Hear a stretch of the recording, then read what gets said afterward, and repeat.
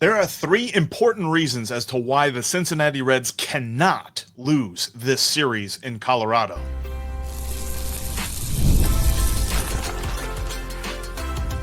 You are Locked On Reds, your daily Cincinnati Reds podcast, part of the Locked On Podcast Network, your team every day. Welcome into the Locked On Reds podcast. My name is Jeff Carr, and I'm a lifelong Cincinnati Reds fan. I've been hosting this podcast as either a solo host or a co-host for 7 seasons now, and I'm glad that you're alongside me here today. Locked On Reds is part of the Locked On Podcast Network. We are your team every single day, and Locked On Reds is for that Reds fan that knows what happened. They want to know why it happened and why it matters. And on today's show, there's a positive stat that you will not expect about the Reds and their fielding. We'll discuss what that means later on in the show. The Reds have 3 key players going through some deep slumps, and I'm going to tell you who we have confidence in breaking out first in just a few minutes. But we're going to begin today's episode with the importance of this Rockies series. And you're probably saying, Jeff, it's the Colorado Rockies. They're 4-20, man. Like, this kind of feels easy, or at least it should. And that is exactly the first reason as to why the Reds cannot lose this series. There's 3 reasons. First one is the Reds outclass the Rockies, or at least they should, in every area on the field. Pitching, hitting, fielding, base running, they outclass them in all of those areas. And if they fancy themselves what I believe them to be, a playoff contending team, a team that can make the postseason, a team that can win the NL Central, then you gotta take care of business in Colorado this weekend.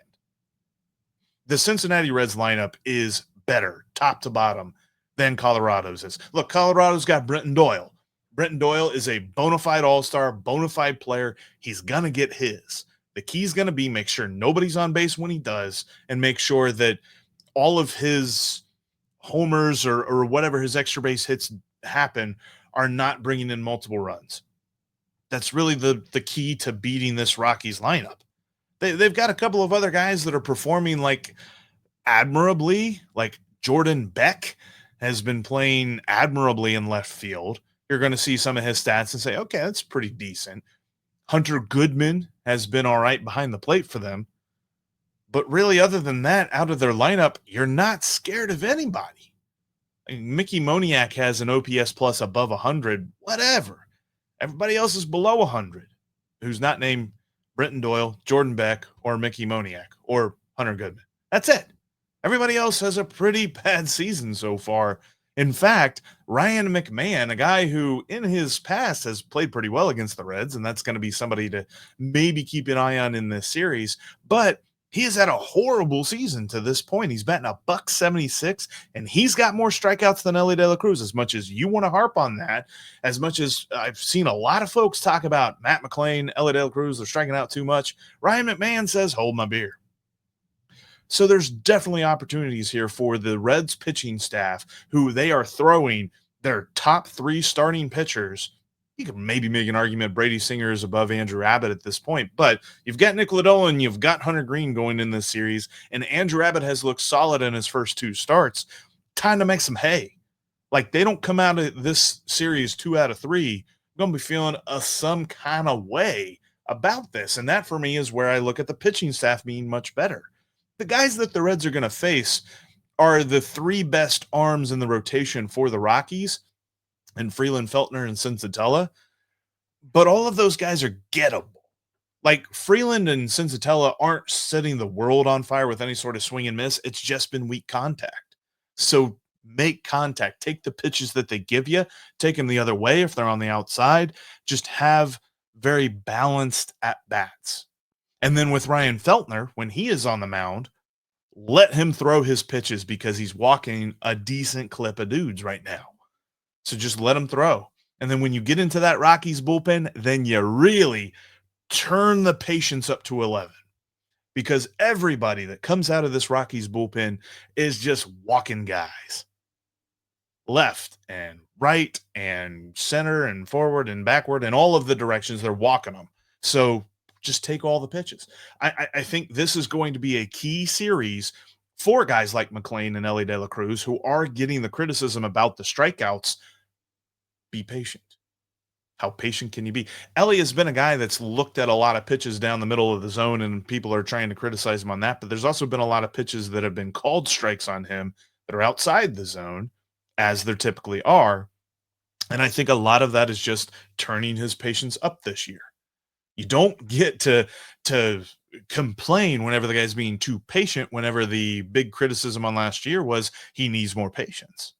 Because if you're doing that, then I can't help you, because he's turning up the patience, and I think it's paying off. He's still striking out a little bit. This is going to be a good series to test that. But the second reason why the Reds cannot lose this series, the Reds are healthy. And this is a point that Mo Egger made. In case you missed my episode with Mo Egger, it's one of our most recent ones. I think it was 2 episodes ago. Had the crossover recap with the Marlins, and the episode right before that, Mo Egger joined me, and we talked about where the Reds are right now and the fact that they're actually pretty healthy. I mean, Tyler Stevenson isn't back yet. Hopefully he will be back next week. But as far as missing him in the lineup, Reds catchers have actually been pretty good. So it's not as if he has left this black hole, because Jose Trevino and Austin Wynns have been kicking some butt. So the Reds are healthy. We said that all last year, right? Like, well, they're not healthy. You know, they got a lot of health problems, a lot of injuries, got to overcome those injuries. It's not where they are right now. The lineup is healthy. So it's time to go. It's time to pick it up. And against Colorado, against a 4-20 Colorado team that is not very good at pitching, especially in its home ballpark, it's time to go. You can't use the excuse of the Reds are just waiting to get healthy right now. I think that we can fairly evaluate the performance that the team has. And sure, there are some guys that are slumping. And we're going to talk about that here in a few minutes as to why I believe, I think to an extent, all 3 of the main guys we're going to talk about have the ability to get out of their slump pretty quickly. And I'm going to tell you which one I think is first. But ultimately, this lineup has done pretty well over the last 2 weeks. Can they continue that momentum? They should here in Colorado. So look, they outclassed the Rockies. They're healthy. 2 reasons. Third reason, the Cubs have started off this season hot. Yeah, I know it's a little early to be scoreboard watching and standings watching and paying attention to all of that, but I am. And the Cubs have just finished winning the season series against the LA Dodgers. You know, that team that's supposed to win like 140 games this year. Okay. 140 is a little high, but the whole point being, the Dodgers are the class in the National League. The Cubs just got done beating them. They've got enough hitting to make up for their lack of bullpen performance. Their bullpen has been very erratic to begin the season, but they hit really well. And the Reds' most likely path to the playoffs is to win the division. They're currently 3.5 games behind the Cubs. You cannot fall that far behind the Cubs here in April and hope to win the division. It's one of, I mean, there's a lot of baseball cliches in the book, but one of the top cliches in the baseball book is you can't win the division in April, but you can lose it. So don't lose it. This is a perfect series to make sure that you get back some games. You get back to the point where you feel good about their positioning. And when they start to play these division games, like they'll have 4 against St. Louis next week, they can use those games to really climb that division ladder. They've already done it against the Pirates. How can they do it? And they struggled against the Brewers, but how can they do it against the Cardinals and the Cubs coming up? I mean, they don't play the Cubs for a little while, but the whole point is keep an eye on the Cubs while you're playing teams like the Rockies that you should beat. This isn't going to be something that if the Reds go 1-2, or God forbid they get swept in Colorado, but if they go 1-2 this weekend, we're not coming back here on Monday and saying, well, this is why it's okay, because it won't be. They got to win this series. 3 big reasons as to why. Can't lose the division in April. You're healthy, so it's time to go now. And the Reds are just better than the Rockies. There's no excuse. No excuse. 3 guys are struggling big time at the plate. And I'll tell you next which of Matt McLain, Jeimer Candelario, and Spencer Steer are the most likely to break out of their slump first. Did you know that your Amazon Fire TV stick is also an Xbox? Seriously, you can turn any TV into your gaming and entertainment hub with Fire TV 4K devices. No console required. Just grab your paired controller, whether it's an Xbox controller or I even used a PS5 controller. Subscribe or sign into your Xbox Game Pass Ultimate with EA Play included, and you're ready to play. You can dive into hundreds of premium titles from EA Sports College Football 25 to Call of Duty Black Ops 6 and even the Halo Master Chief Collection. I know a little bit of a throwback there, but I was playing that just earlier today. Head to Amazon.com/Fire TV Locked On to get started. Xbox Game Pass Ultimate subscription and compatible controller required. Available on select devices, including Fire TV Stick 4K, Fire TV Stick 4K Max, and Fire TV Cube.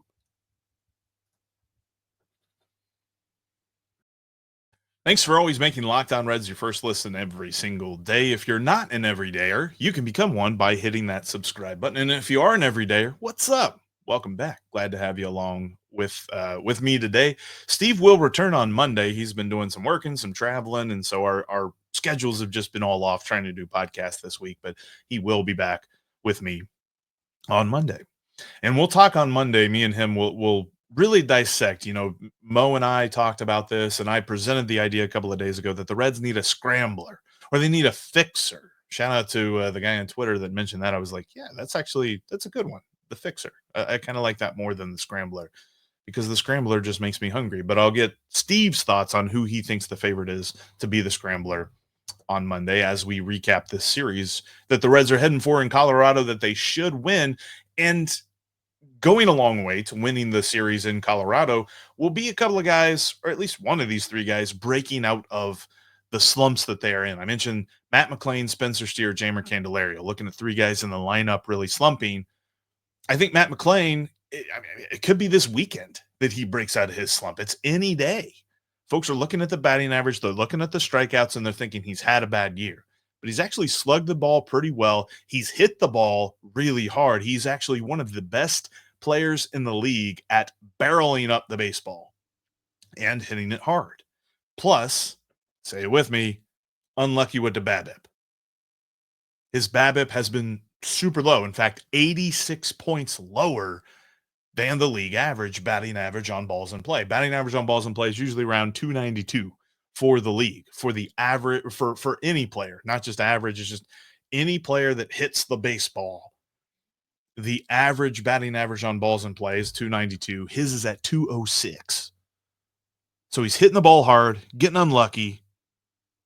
Yeah. I think he's going to turn it around here very, very soon. And we're talking about Matt McLain. Like, he is one of the two best players on this team. Some argue he's better than Elly.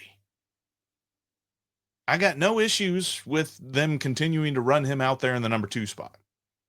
I know that there's been people that have been trying to make the point about the strikeout rate.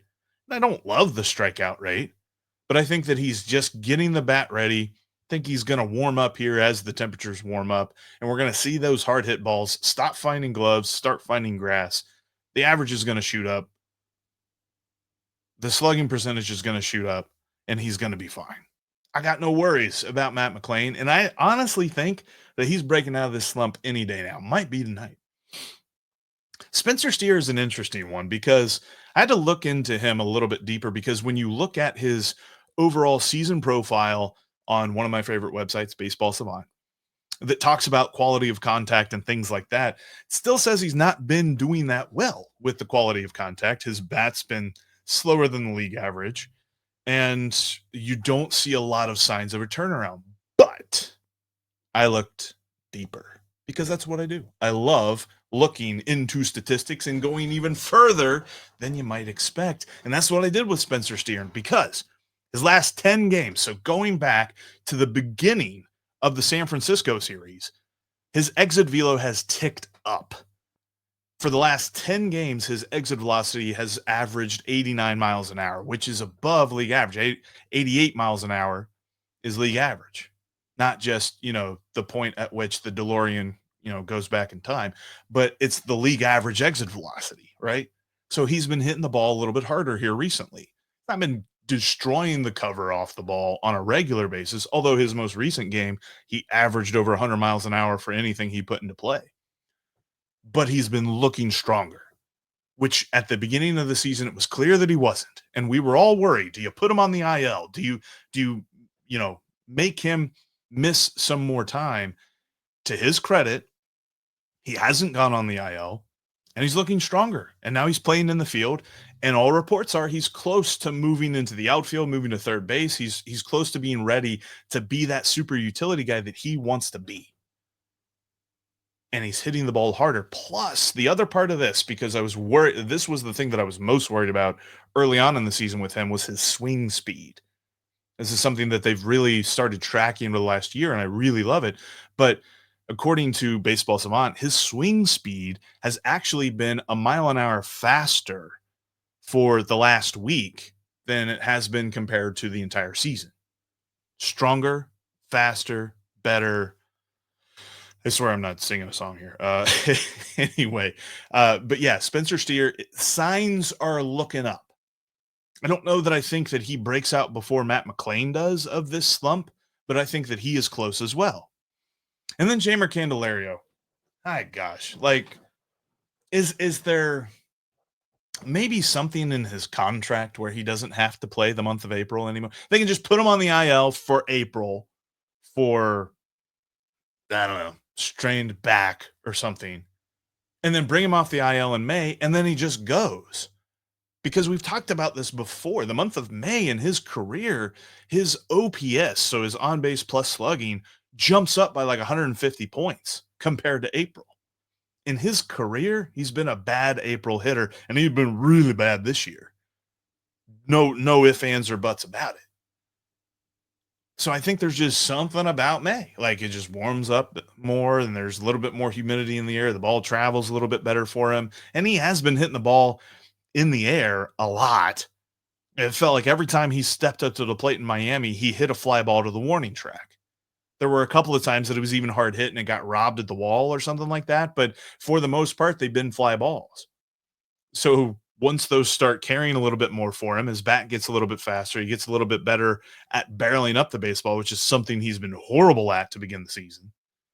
Then we're going to see those stats get closer to where we think they will be. And again, that's like, a 250 batting average with like a 400 to 430 slugging percentage. I'm not saying he's going to be all of a sudden an all-star in the month of May, but he's not going to be this automatic out that he has been for this season so far. But again, I think we got to wait a little bit longer on him, whatever, 6 days, 7 days. Here until the calendar turns to May and Jeimer Candelario turns from a pumpkin into a good hitter, or at least a solid hitter. But overall, I'm thinking it's Matt McLain. And it's interesting because there's a lot of folks, and it's a tired philosophy that people have with this, but there's a lot of folks when they see a guy in a slump, they're like, okay, you need to send him down. Doesn't work. By the way, quick PSA. You can't send a guy to AAA and then all of a sudden he magically gets better at hitting major league pitching. Because do you know what you face in AAA? Not major league pitching. Especially when you've got a guy like Matt McLain or Spencer Steer, who are key talents on this roster. In the offseason, what do we always say? Key players, right? Matt McLain is high up on the list, and for some people at the top. And Spencer Steer is one of the top 5 players on this roster almost universally. If you ask a Reds fan, that's what they'll tell you. And if you ask me, that's what I'll tell you. They've had tough starts to the season, but there is no realm, and I don't know, maybe there is an alternate universe where you can go down to AAA and figure out a funk, but it ain't this one. Our plane of existence right now does not allow a Major League Baseball player to go down to AAA and magically become better at Major League Baseball. That's why Will Benson hits like 500 in AAA. He still hasn't quite figured out the Major League side of that. But ultimately, I'm expecting Matt McLain to go off this weekend. I see it happen. Coming up next, there is one statistic pointing to the Reds' fielding actually improving.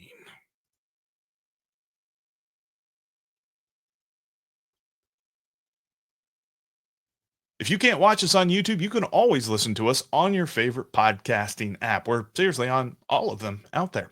And by the way, make sure you check out Tim Daniel after every game here in Colorado. He's going to have you covered on the Reds postcast. Goes live after the final out of every game, and then it'll be in your audio feeds shortly thereafter. That's the Reds postcast with Tim Daniel, because we got you covered all the way when it comes to the Cincinnati Reds here on the Locked On Reds YouTube and audio podcasting channels. All right, so this offseason, whenever Terry Francona was hired, what is the thing that he said the most? We're going to be good at fielding. In some way. He didn't say that specifically, but that's his focus, right? Making the fielding better. We're going to play the game the right way. We're going to field better.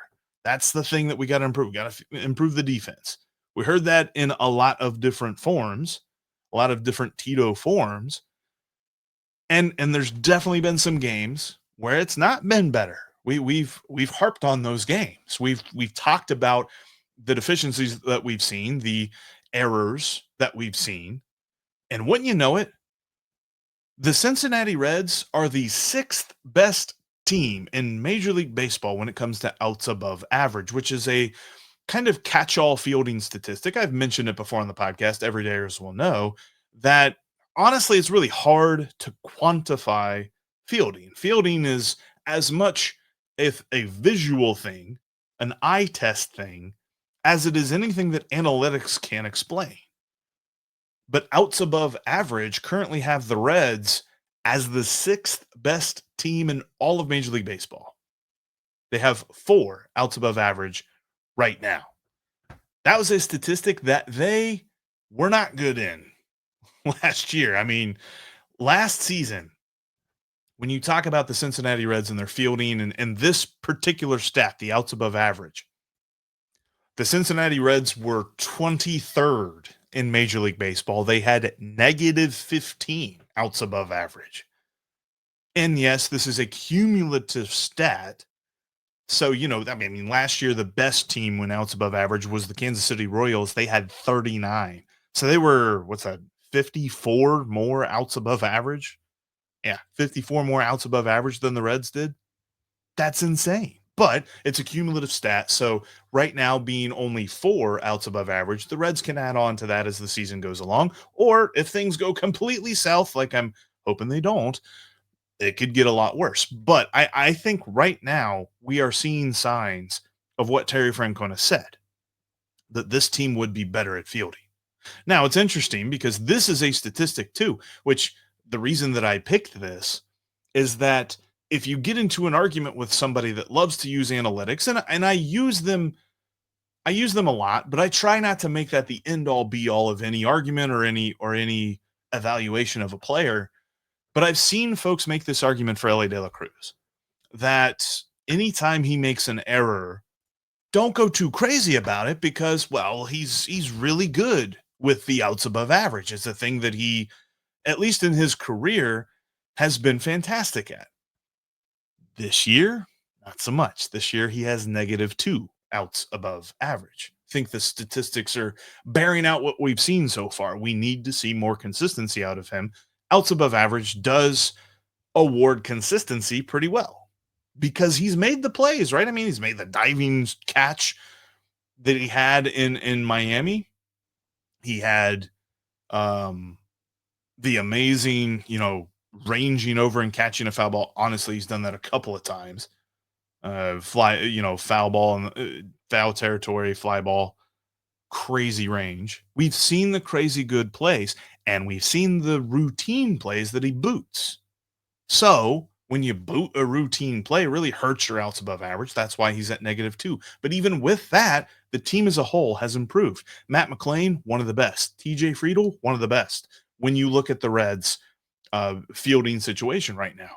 And I think that is a big reason as to why the Reds look so much better as a fielding team, because they can put Matt McLain at second base. Gavin Lux at second base isn't so good. I mean, he's fine, but he's not nearly as good as Matt McLain is. The eye test says that, so does outs above average. There's a marriage here where it's not one for one that what we see is what outs above average is saying. And there's some arguments that you can make in different, directions with it, but this is a good sign. Something I didn't expect to see when it came to the Reds because, you think Reds fielding these last couple of years, what do you think? Horrible, right? That's not been the case this year. Outs above average is saying that there is progress being made, and hopefully we do continue to see progress every step of the way, consistency wise with Elly. I really thought there were some good plays by Elly on routine outs in Miami. You say, Jeff, well, that's obvious. Like there should be. That should not be something that you have to note, but it kind of is when you've got folks at the ballpark. I mean, I hear it. And if you've had a chance to go down to Great American Ballpark so far this season, I'm sure you've heard it. Easy ground ball to shortstop. Everybody holds their breath. We got to stop doing that. I mean, it's not on us to stop doing it. Elly needs to become consistent enough where we don't have to do that. But right now, that's kind of how it feels. It's when the crazy plays happen that we're like, oh boy, that's Elly. And then there's a routine ground ball to Elly, and we're like, oh boy, here we go, Elly. Make this play. I don't want to do that anymore. And outs above average is saying, yeah, that's why it's -2 right now. But I'm interested to see how this improves because that is something that has doomed a couple of teams. And a reason that I brought this up is because I noticed in their most recent game, the Milwaukee Brewers lost to the San Francisco Giants because Christian Yelich dropped a can of corn in the outfield. There was a runner on third for the Giants, less than 2 outs, fly ball to Yelich. He was getting under it, getting set to make the throw home and try and throw the guy out tagging, forgot to even catch the ball.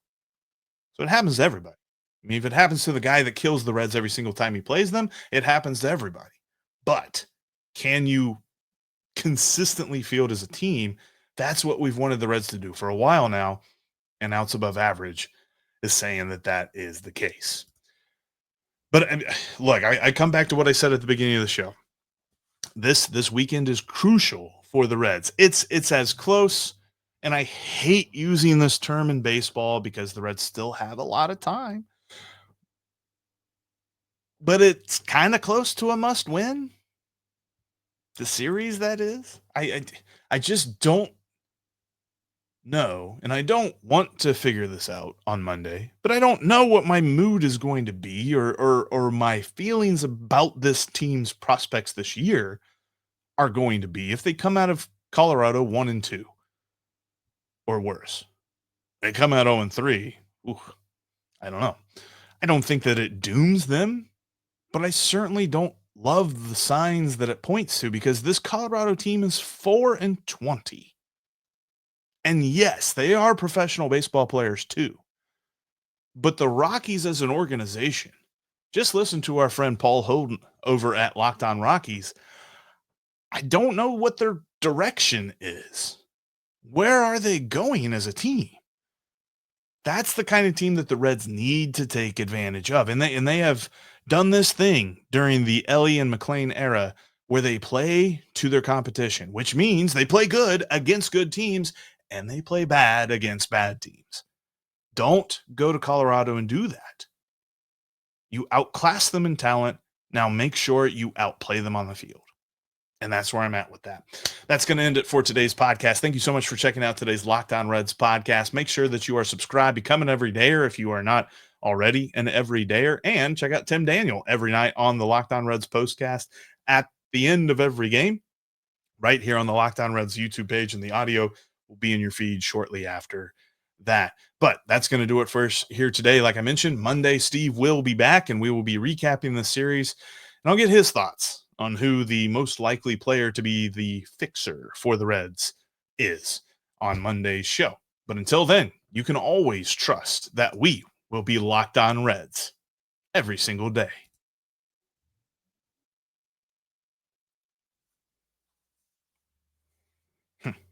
Colorado, 420. somehow seems